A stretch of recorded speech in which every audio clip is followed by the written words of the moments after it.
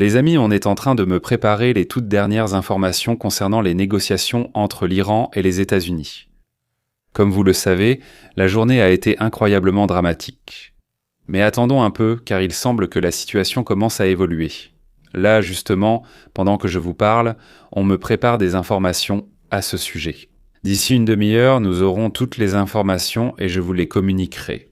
Pour l'instant, abordons un sujet qui a un rapport direct avec ce qui se passe. Mais géographiquement, le centre de cet événement se trouve à Camp David. Vous savez de quel endroit il s'agit, n'est-ce pas ? Alors, commençons aujourd'hui par une vidéo de Benny Johnson et par ses réflexions sur les raisons pour lesquelles Trump s'est soudainement enfermé pendant 2 jours à Camp David. Et il y a invité le ministre de la Guerre, le chef d'état-major interarmé des États-Unis. Et une personne qui joue 2 rôles. Il s'agit du ministre des Affaires étrangères des États-Unis ainsi que du conseiller du président pour la sécurité nationale, Rubio. C'est clair, n'est-ce pas ? Un ensemble de participants intéressants. Eh bien, et cela montre que ce sont des participants à quelque chose, quelque chose de grand, d'international et de militaire. Alors, Benny Johnson, quoi de neuf les gars ? Je vous le dis, ça va chauffer en... Salut à tous les gars, je vous le dis, quelque chose se prépare. Regardez l'espace aérien au-dessus de Camp David, c'est un blocus total et absolu. C'est la résidence de campagne du président, une base navale et des Marines isolés dans le Maryland. Et c'est la première fois que le président Trump utilise Camp David pour un week-end complet pendant son 2e mandat. Vous voyez ici des Marines et des cadets au garde-à-vous pendant que le président Trump est arrivé. Il y a le Camp David isolé, qui est extrêmement isolé et inaccessible à la surveillance. Et bien sûr, il est en état de blocus militaire total. Trump est resté silencieux tout le week-end. Il était là, et maintenant nous savons, avec le secrétaire d'État Marco Rubio, le ministre de la Défense Pete Hegseth et Raising Kane, le général Dan Kane, le chef du comité des chefs d'état-major interarmés, quelque chose de sérieux se prépare. Nous croyons savoir ce qui se passe, car nous connaissons l'histoire de Camp David.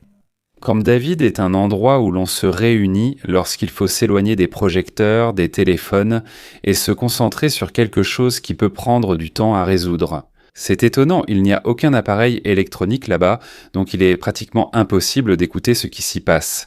C'est une base dirigée par la marine des États-Unis d'Amérique. C'est un territoire vide, enfin vide.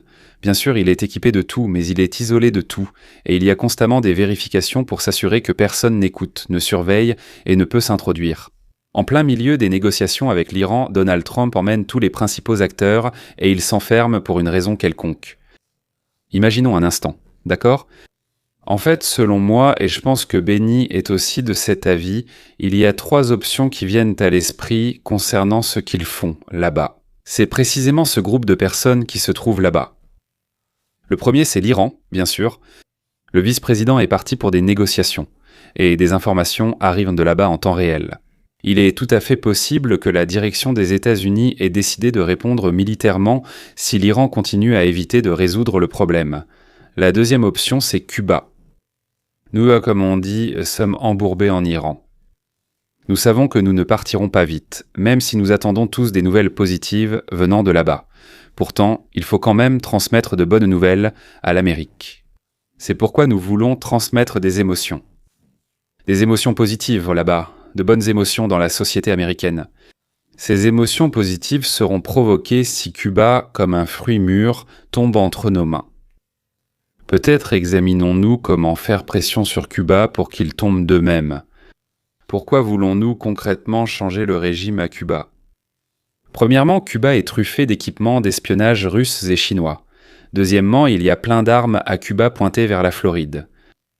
Tout récemment, Rubio a déclaré que la libération de Cuba était une question de sécurité nationale. Réfléchissez-y une seconde, d'accord ? Libération, enfin, c'est-à-dire invasion, non ? L'expulsion, appelez ça comme vous voulez, d'un gouvernement indépendant, disons, d'un État indépendant situé non loin des frontières des États-Unis d'Amérique, c'est une question de notre sécurité nationale. Eh bien, je suis d'accord avec lui, mais il y a tout simplement beaucoup de gens à l'Organisation des Nations Unies qui vont commencer à crier. Bon, écoutons Rubio. Marco Rubio dit la vérité sans détour. Si vous voulez savoir ce que pense l'administration, eh bien écoutez ces 2 réponses de Marco Rubio, où il dit « Oui, je vais vous le dire. Je vous dirai quand et où nous allons envahir Cuba, et je ne vous le dirai pas une seconde plus tôt. Et bien que nous aimerions parvenir à un règlement diplomatique, c'est un point crucial, nous aimerions parvenir à un règlement diplomatique. C'est une menace pour notre sécurité nationale, et le président a le droit et le devoir d'éliminer cette menace. Et c'est exactement ce qui se passe à Camp David ce week-end.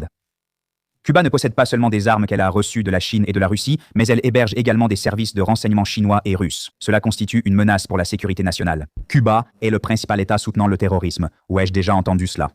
Savez-vous où il y a une autre confirmation de cette idée? Dans le fait que Cuba a d'urgence commencé à adopter des projets de loi sur le retour à l'économie de marché. Le communisme. Ce n'est même pas la NEP léniniste, c'est juste du capitalisme pur.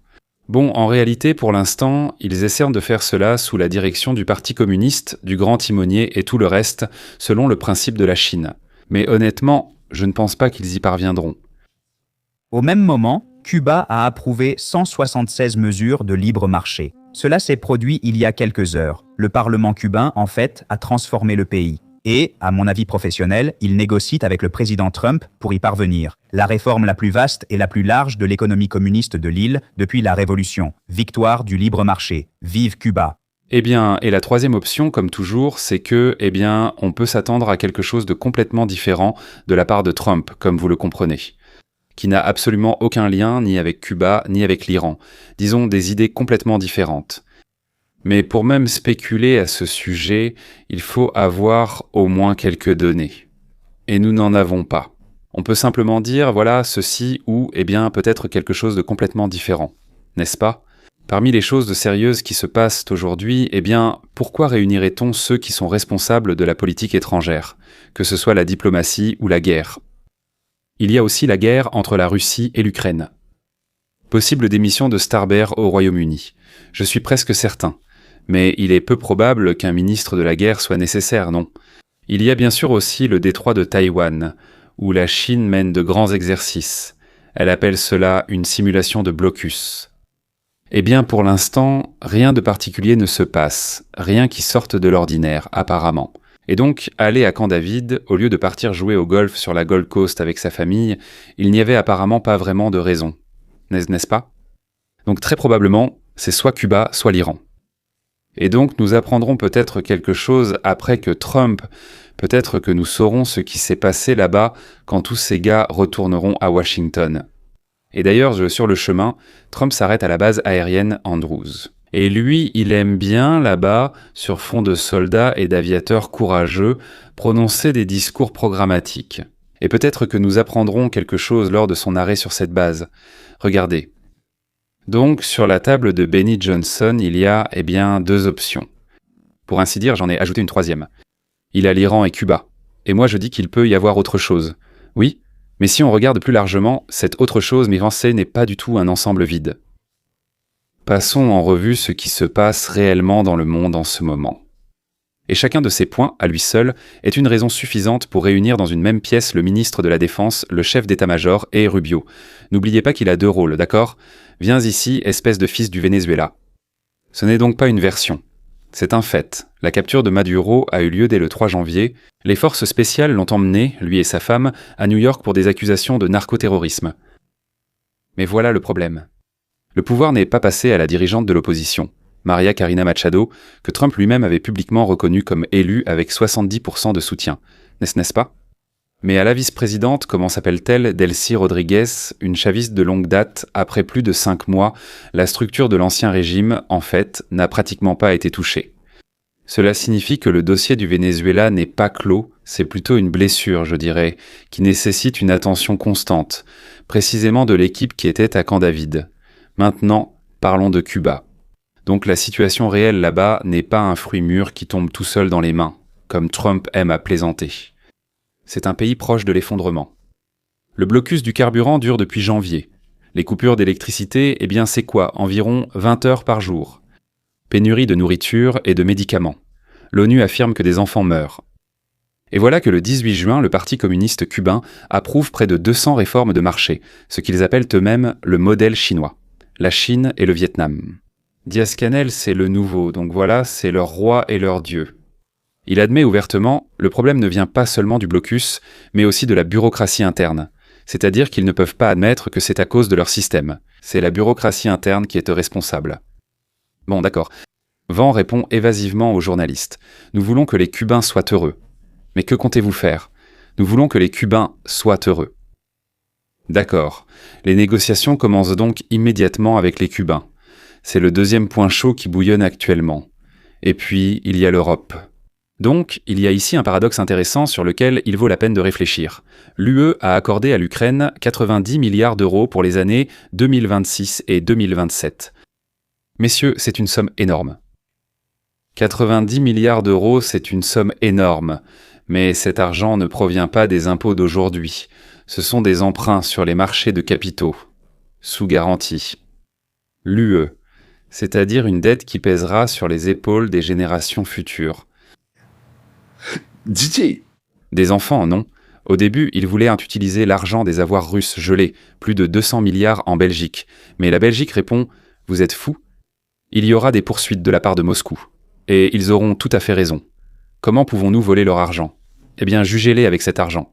Le tribunal admettra que cet argent est saisissable. Prenez-le, sinon il ne sera pas rendu. Et pendant que ces milliards sont consacrés à la défense de l'Ukraine, en Allemagne et en Italie, on réduit les dépenses sociales pour réarmer. Les gauches allemandes le disent clairement, si tout cet argent part dans les besoins militaires, il ne restera tout simplement rien pour le social. Bon, et c'est autre chose qu'ils n'ont rien dépensé pendant des années. Ils ne sont plus habitués à ça maintenant. Les syndicats se mobilisent déjà contre cela. Alors pourquoi l'élite accepte-t-elle cela? La logique est simple et cynique. Sans base militaire indépendante, l'Europe restera à jamais cliente des États-Unis. C'est-à-dire qu'elle dépendra des États-Unis.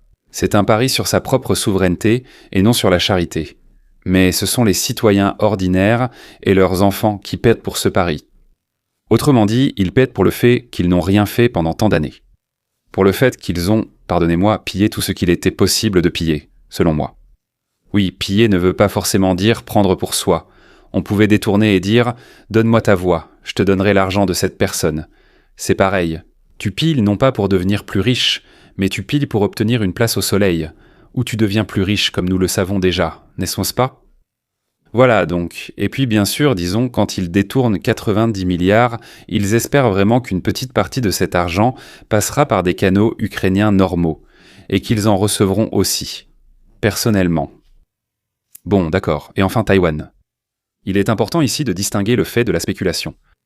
Les services de renseignement américains estiment officiellement que Pékin, pour l'instant, ne prévoit pas d'invasion. Et du moins, aux États-Unis, on pense qu'il n'y aura pas d'invasion en 1927. Et il n'y a pas encore de date fixe pour ce qu'on appelle la réunification. Les analystes s'accordent à dire qu'une invasion à grande échelle serait un risque suicidaire pour la Russie. Une escalade nucléaire, une crise démographique à l'intérieur du pays, un choc économique pire que les sanctions. Ce qui est plus probable, ce n'est pas une véritable invasion, mais un blocus. C'est précisément ce type de blocus que la Chine entraîne lors de ses exercices. Ils appellent cela justice-mission, c'est-à-dire une mission de justice. Fait curieux, les militaires chinois ont ouvertement étudié l'opération américaine au Venezuela. Comme modèle. Blocus des ports, frappes ciblées, cyberattaques contre les communications, débarquement rapide par hélicoptère, recrutement de taupes au sein du gouvernement taïwanais. C'est presque une copie conforme de ce qui a été fait avec les Pomadour. Donc oui, ces exercices pourraient, théoriquement un jour, servir de répétition pour le vrai jour. Mais pour l'instant, il s'agit d'une répétition de coercition, et non d'une invasion classique. Donc quand on se demande pourquoi Donald Trump a réuni précisément cette équipe à Camp David, il faut reformuler la question. Ce n'est pas ce qui en fait partie, mais combien de ces éléments sont réunis en même temps. La suite. Messieurs, nous avons reçu des informations directement de Camp David. Comme vous le savez, la matinée a débuté de façon inquiétante. La délégation iranienne s'est très mal comportée. Ils faisaient le tout pour montrer qu'ils faisaient ce qu'ils voulaient. Ils peuvent aider Trump pour les élections de novembre, ou bien les faire échouer. Ils peuvent commencer à tirer depuis les navires, ou bien laisser passer. Donc naturellement, tout ce drame est transmis par Vance à l'équipe de Trump, qui se trouve à Camp David. Et que fait notre président? Trump s'adresse aux caméras avec une menace directe. Et en plus, c'est un délégué iranien. Ce n'est pas une allusion, mais une menace franche. Une menace sérieuse. La menace est la suivante. Si vous continuez à vous comporter ainsi, pendant que vous rentrerez chez vous, il se peut que votre maison n'existe déjà plus. Il n'a pas précisé s'il parlait des maisons de ceux qui rentrent ou de la maison, c'est-à-dire de l'Iran. Il faut vraiment pousser quelqu'un à bout pour qu'il dise ça, mais en réalité, je comprends ce qui se passait et ce qui s'est passé. Les Iraniens, avant de signer le 17, ont affirmé que tout était compris et réglé. Tout allait bien, nous étions ensemble là-bas, vous avec nous. Mais maintenant, on s'est déjà serré la main, c'est bon, on y va, n'est-ce pas? Et maintenant, travaillons simplement les détails. Eh bien, parfait. Vous savez, il y a cette vieille blague sur le serpent et la tortue. On l'a entendue dans une autre version avec d'autres animaux. Il y a toujours le serpent, mais ce n'était peut-être pas une tortue, mais quelqu'un d'autre. Le serpent demande à la tortue de l'aider à traverser la rivière agitée. La tortue hésite. « Mais tu vas me mordre. » Le serpent réplique. « Mais non. Pourquoi ferais-je ça? Je ne sais pas nager. » La tortue réfléchit et dit « Bon, d'accord, monte sur ma carapace. » Et au beau milieu de la rivière, le serpent mord la tortue. Et alors qu'elle coule déjà, la tortue dit « Mais qu'est-ce que tu as fait, idiote? Pourquoi? Tu ne comprends pas qu'on va toutes les deux mourir maintenant ?» Alors le serpent répond « Je suis un serpent, voilà tout. » Comme qu'est-ce que je peux y faire, hein? Voilà les Iraniens, cette histoire parle d'eux. Tout est convenu, tous les jeux ont été joués. Ils arrivent déjà et disent « Eh bien, nous avons réfléchi. » Évidemment, à la proposition de démobiliser tout le pays, la signification est iranienne. Donc la délégation s'est levée de façon démonstrative et a quitté les négociations. Ou peut-être pas le pays, mais leur maison en particulier. Je ne sais pas exactement ce qu'ils proposaient. Et voici l'apogée de la tension. Les Iraniens refusent physiquement de se présenter devant les caméras aux côtés des Américains, des Pakistanais et des Qataris. Ce n'est pas un geste diplomatique. C'est une rupture publique de l'unité symbolique à la table des négociations. En plus de se mentionner, ils ont simplement peur. Ils refusent d'apparaître devant les caméras et de sourire aux Américains. Chez eux, cela pourrait leur attirer des ennuis. Naturellement, l'Iran déclare qu'il ferme le détroit d'Ormuz. Encore une fois ce week-end, pour la deuxième fois. Officiellement, c'est en réponse aux frappes israéliennes contre le Liban. Mais que le Hezbollah attaque Israël, cela ne compte pas. C'est le levier le plus sensible dont dispose Téhéran. Le marché réagit immédiatement. Le Brent grimpe de 1,35. Le pétrole américain monte de 2,4. C'est clairement une démarche calculée. Montrer à Trump que l'Iran a un point sensible, sur lequel il peut appuyer à tout moment, et que le prix de l'inaction augmentera pour tout le monde, y compris les lecteurs américains à la station-service. Et là, à mon avis, aussi, on a l'impression qu'ils ont trop lu les journaux dits libéraux de gauche, et qu'ils ont trop regardé CNN. Le point clé de toute cette intrigue. La logique du côté iranien est claire. Oui, là-bas. Mais eux, encore une fois, ils en ont trop vu. Du genre « oh là là », faire peur, forcer à reculer. Montrer que la fermeture du détroit est une menace réelle et immédiate pour l'économie mondiale. Donc c'est un risque politique pour Trump lui-même, à l'intérieur du pays. Une tactique classique. Faire pression par le marché et non par la force militaire directe. Et cela après que tout ait déjà été convenu. Après s'être déjà serré la main. On a déjà dit « les gars, c'est bon, il ne reste que les détails. Le diable est dans les détails. Tout le monde comprend. » Hiha. Mais ils n'ont pas réussi à faire peur. Trump passe sur Fox News. Et il dit « En fait, nous prévoyons de reprendre les bombardements et de prendre simplement le contrôle du détroit. » Eh bien, si ces gens-là, je ne dirais pas qui ils sont par rapport à nos idées, à nos mères. Si l'accord n'a pas lieu, autrement dit, la menace de fermer le détroit ne rencontre pas une concession, mais une menace en retour. Prendre le détroit par la force. Tout le monde sait qu'il ne faut pas plaisanter avec Trump. Le sénateur Graham renforce le même message, montrant que, comme on dit, le peuple et le parti sont unis. Et il dit « Si la diplomatie échoue, les États-Unis prendront le contrôle du détroit et raseront l'Iran. » Et alors, il essaiera bien sûr d'empêcher cela. D'ailleurs, on sait qu'avant ce discours, Graham a parlé avec Trump. Ensuite, la situation commence à s'améliorer. Ah, c'est étrange, non ? Malgré l'arrêt du matin, les négociations continuent pour une raison quelconque. Elles ne s'effondrent pas. Elles reprennent. Prenons un café ensemble, ou un thé, ou mangeons un petit pain. Et le soir, les médiateurs, c'est-à-dire le Qatar et le Pakistan, sortent et font une déclaration commune. Les négociations ont eu lieu. Les restes des négociations suivront, dans une atmosphère positive et constructive. Eh bien, c'est une formulation officielle directe et non une interprétation des journalistes. Les parties conviennent de poursuivre le travail technique toute la semaine et de créer un comité pour superviser le processus. Eh bien, c'est une étape structurelle qui signifie que les deux parties veulent consolider le processus et non le laisser s'effondrer à cause d'un simple tweet en colère. Comme vous le savez, nous savons tous de qui il s'agit. Vance résume la journée sur place d'un ton calme, presque satisfait. L'ouverture du détroit et la fin du programme nucléaire iranien. Selon lui, ces deux points sont déjà pratiquement atteints.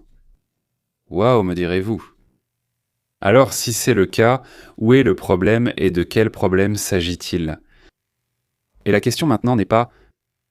Ce n'est pas de savoir si un accord sera trouvé, mais une toute autre, combien peut-on accomplir au-delà de ce qui a déjà été réalisé? Pourquoi la tentative d'intimidation n'a-t-elle pas fonctionné? Il faut ici prêter attention à la structure de la menace. La fermeture du détroit d'Ormuz est une arme à double tranchant. Cela impacte le prix mondial du pétrole, mais réduit aussi les revenus de l'Iran. Et la hausse des prix de l'essence pour les Américains, eh bien, ce n'est pas catastrophique, et certainement pas assez brutal pour créer une pression politique supplémentaire capable de forcer Donald Trump à reculer. Eh bien, là, derrière, il a reculé, pour ainsi dire.